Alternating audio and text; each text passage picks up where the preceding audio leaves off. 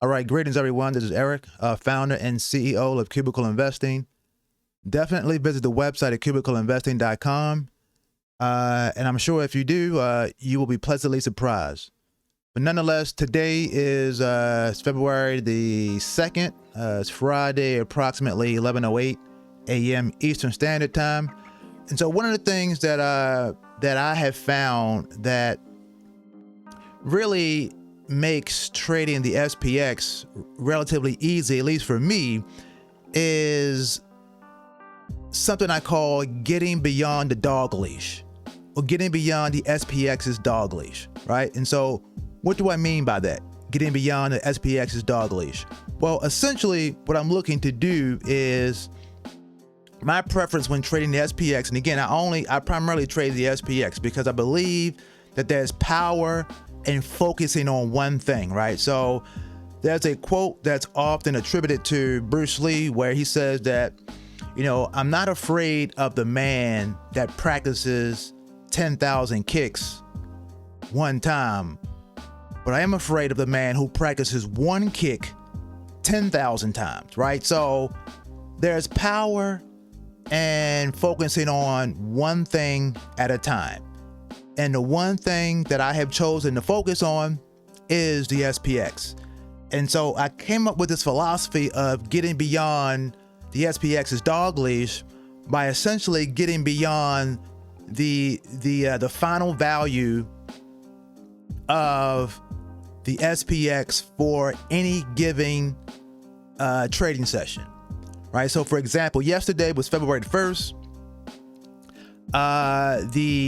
The dog leash extended to 49.06 and some change, right? And so essentially, I like to trade in the direction in which the SPX is moving. So in other words, if the SPX is breaking out to the upside, then I'm looking to get beyond the dog leash. The dog leash in this case was 49.06, but now of course, I did not know what the dog leash or the extent of the dog leash would be prior to the closing of the market yesterday. And so essentially what I'm doing is I'm actually looking for the SPX to make a specific move with respect to the opening price before I actually look to put on a trade.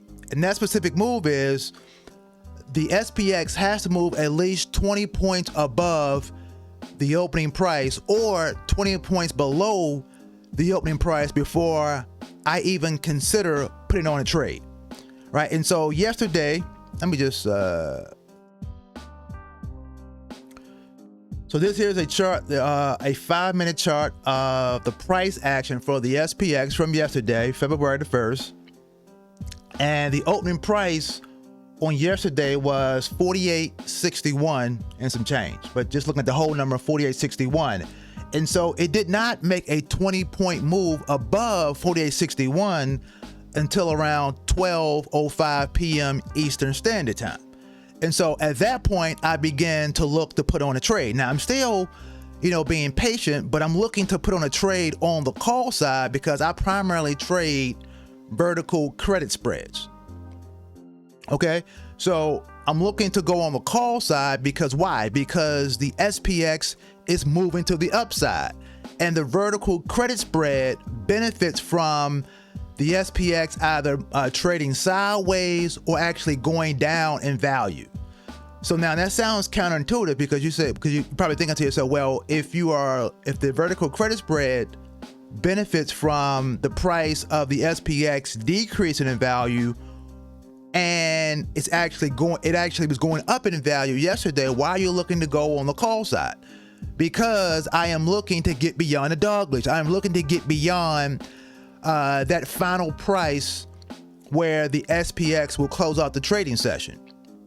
And so, however, the key is waiting for that 20-point move above the opening price before you look to put on that trade, because you're just looking to get outside of the range of the SPX, right? So now, of course, I don't know how far that dog leash is going to extend. So essentially, I went to the I went on the call side and I placed a vertical credit spread where my short strike was at 49.25. Why 49.25? Because 49.25 was essentially about 60 points, give or take a few points above the opening price. Now, based upon some research that I have done looking at a 23-year period, the SPX rarely goes above 60 points of the opening price on any given trading session, right? So now, although I did not know the extent of the dog leads for yesterday, I knew that going to 49.25, placing my short strike at 49.25 would put me roughly around 60 points above the opening price. Based upon my research, I knew that that was a high probability trade, and there was a high probability of me walking away with the money.